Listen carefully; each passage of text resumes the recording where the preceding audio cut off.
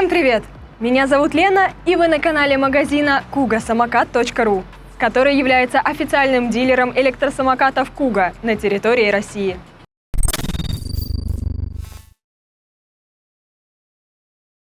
И сегодня я хотела бы поговорить с вами о вечном. Вот как вы думаете, почему в природе человека заложено бояться и с подозрением принимать что-то новое? Почему люди, во всяком случае русские уж точно, так любят цепляться за старые вещи? Как часто говорят, проверенные временем. Почему мы, с одной стороны, жалуемся, как скучно нам жить, а с другой, так страшимся перемен? Вам не очень понятно, почему я об этом рассуждаю на канале об электросамокатах? А вот почему. Есть электросамокат Kuga S1+. Новинка 2021 года.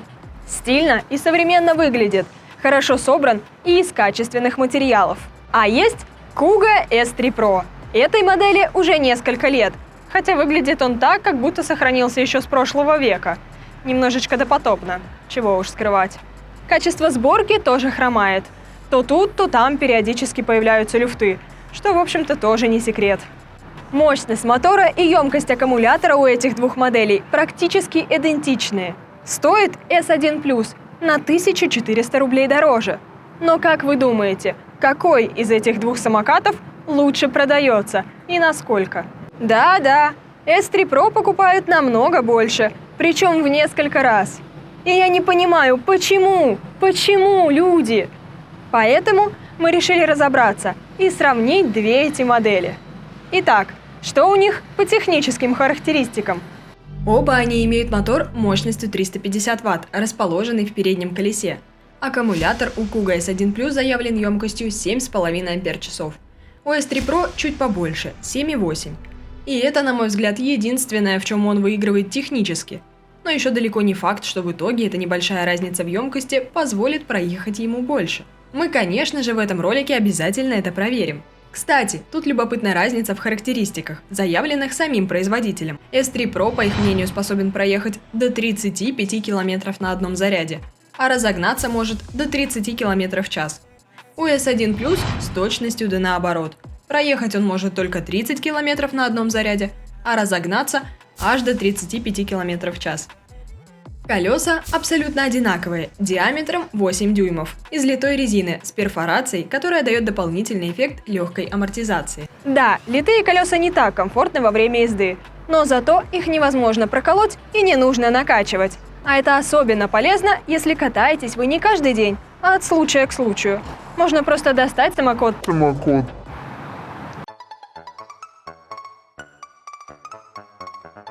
Можно просто достать самокат с балкона или из гаража и поехать.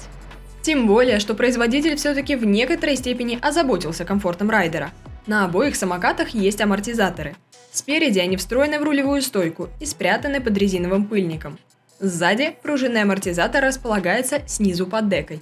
Несмотря на одинаковые колеса и схожую подвеску, клиренс у самокатов существенно отличается.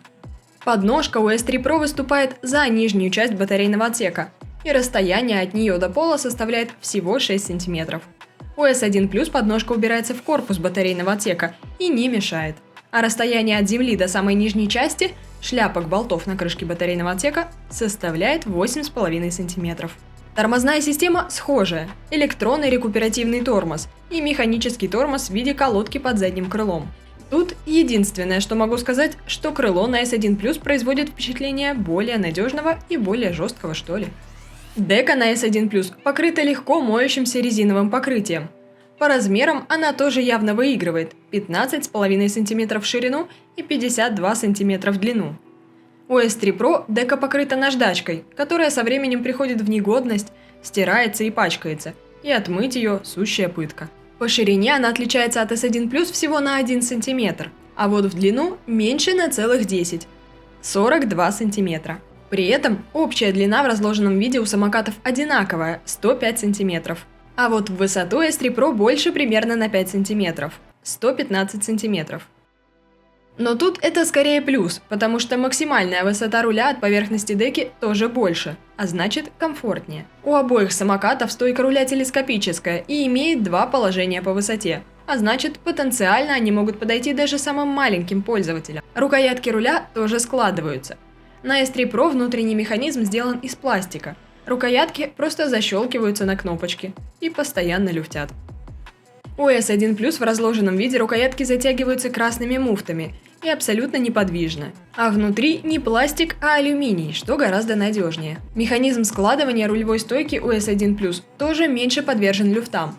А по удобству использования, я бы сказала, что к обоим стоит приноровиться.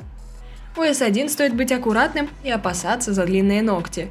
А на S3 приходится упирать самокат в стенку или проявлять чудеса акробатики, чтобы одновременно толкнуть рулевую стойку вперед и нажать при этом на язычок складного механизма. Разница в весе у них около килограмма. S3 Pro по факту весит 12 килограмм, хотя заявлено 11. S1 Plus 13, а заявлено 12,5. Есть некоторые различия по внешнему освещению. У S3 Pro спереди, казалось бы, большая белая фара с кучей диодов, но яркость света оставляет желать лучшего. Красные мигающие габаритные огни встроены в батарейный отсек. На заднем крыле небольшой стоп-сигнал. Есть вероятность, что со временем, особенно если вы будете крылом тормозить, провода к стоп-сигналу могут перетереться. По бокам рукояток встроено что-то вроде поворотников, но по факту убирать руку с руля, чтобы пытаться их включить, крайне неудобно и небезопасно. Более того, диоды закручены на резьбу и периодически откручиваются и теряются на ходу. У S1 Plus передняя фара гораздо более скромных размеров, но по яркости не проигрывает. Поворотников у него нет, а габариты встроены в батарейный отсек и одновременно выполняют и роль стоп-сигналов, начиная мигать при торможении, что значительно снижает риск проблем с проводкой. К тому же у S1 Plus герметичность батарейного отсека в принципе гораздо лучше. Ну и относительно дисплея и управления. Оба самоката имеют схожие ручки газа и тормоза под большой палец по обеим сторонам руля. Дисплеи у обоих самокатов хромают в плане яркости, но у S3 Pro бортовой компьютер явно более информативный. Помимо скорости пробега и заряда батареи, на нем также отображается вольтаж и мгновенный расход заряда во время движения. Это все основные отличия, которые можно увидеть, просто глядя на самокаты. Но мы были бы не мы, если бы не потратили еще немного вашего и много своего времени на то, чтобы прокатиться на самокатах и понять все тонкости непосредственно во время эксплуатации. Так что на этом ролик еще не закончен. Поставьте лайк, пока не забыли, и едем дальше. Первым я решила прокатиться на S1 Plus. Но согласитесь, чисто внешне он как-то больше располагает к себе.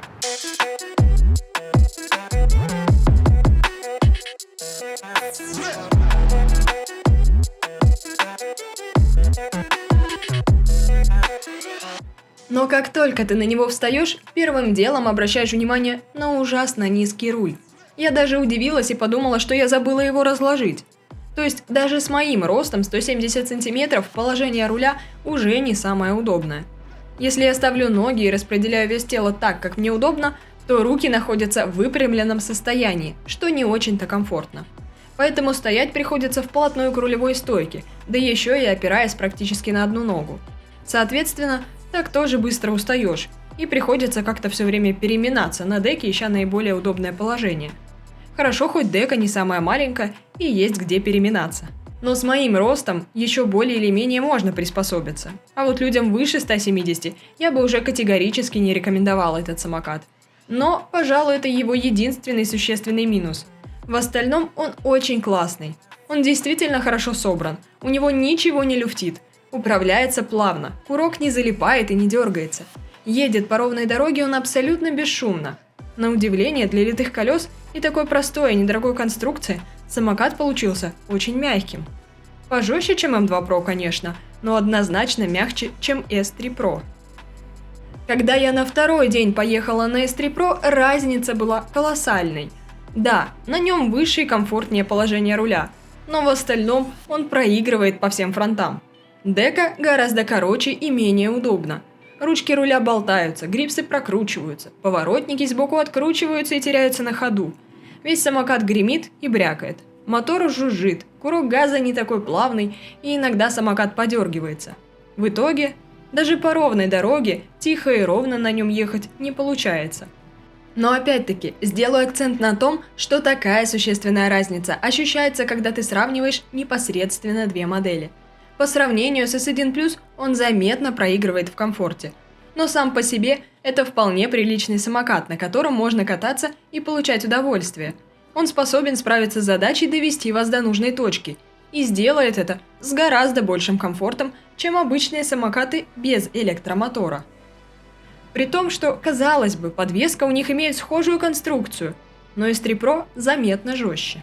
В передней подвеске, возможно, не хватает смазки, возможно, демпфер из менее качественного материала. Сзади, особенно на асфальте с таким мелким гравием, на весь самокат передается мелкая вибрация, которая усиливается брякающим крылом и вообще кучей посторонних звуков. Хотя при проезде небольших бордюров работающая подвеска обоих самокатов периодически издает характерные щелчки, но в этом нет ничего страшного. И несмотря на небольшие колесики, с бездорожьем в случае сухой погоды, оба самоката справляются неплохо. Но дорожный просвет у S3 Pro тоже оказался гораздо хуже. Он цеплялся практически за все. За ступеньку у самого подъезда, за лежачие полицейские, за край пандуса в пешеходных переходах. Причем ты не просто чиркаешь дном, а опасаешься, что можешь зацепить подножку и оторвать ее. У S1 Plus опасения вызывали только очень высокие бордюры, где было очевидно, что самокат стоит приподнять. Со всем остальным вышеперечисленным он не испытывал никаких проблем. Ко всему прочему, и максимальная скорость у него действительно оказалась чуть выше, как и заявлял производитель. Хотя до озвученных ими цифр оба самоката не дотягивали. S1 Plus смог разогнаться до 28 км в час по GPS, а S3 Pro только до 25. Причем оба самоката показали одинаковую скорость, что с моим весом, что с весом нашего оператора. Поэтому он даже смог меня обогнать, когда я ехала на S3 Pro.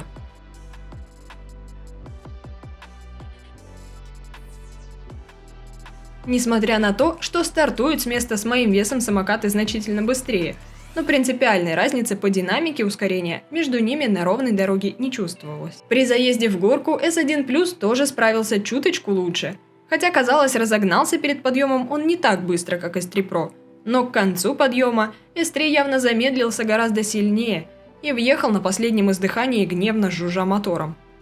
Если бы горка была еще чуть длиннее, он, возможно, и не справился бы.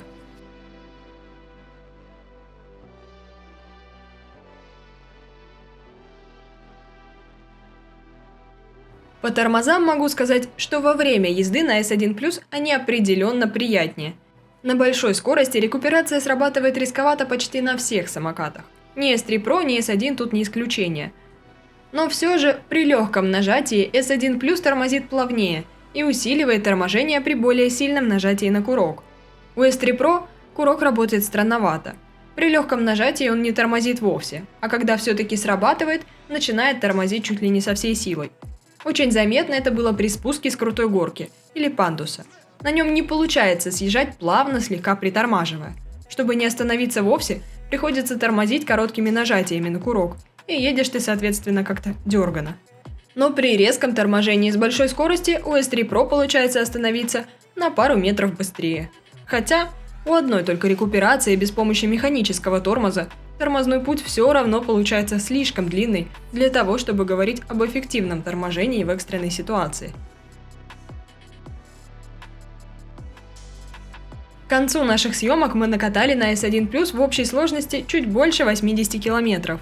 Люфта в рулевой стойке у него к этому моменту по-прежнему не чувствовалось. Но на кочках задняя подвеска стала слегка поскрипывать, как будто у тебя на крыле чирикает воробушек. Скорее всего, это легко исправить, добавив туда немного смазки. Ну а про S3 Pro и говорить нечего, он люфтил с самого начала. Зато благодаря чуть большему объему аккумулятора и проехать он смог чуть больше, аж на целых 150 метров.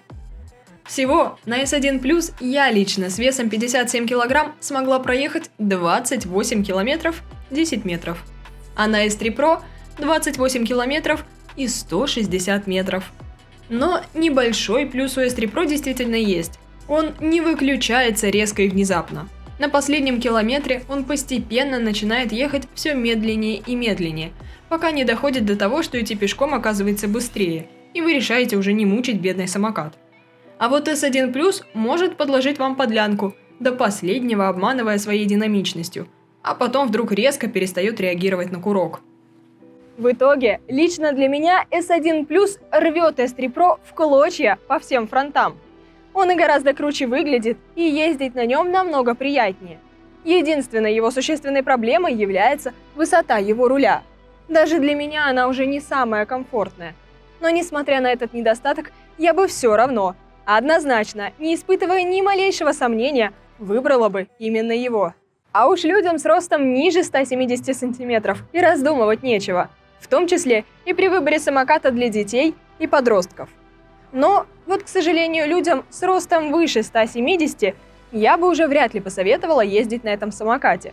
Во всяком случае, без каких-либо доработок. Даже если вы приспособитесь и будете закрывать глаза на некоторые неудобства, то спустя какое-то время таких поездок ваш позвоночник и ваши суставы совершенно точно не скажут вам спасибо.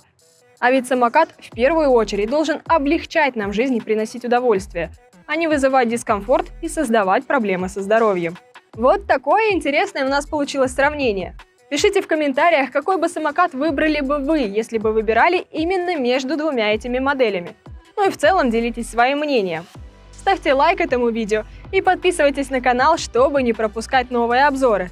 И, конечно же, берегите себя на дорогах. С вами была Лена и магазин Kuga Самокат. До скорых встреч!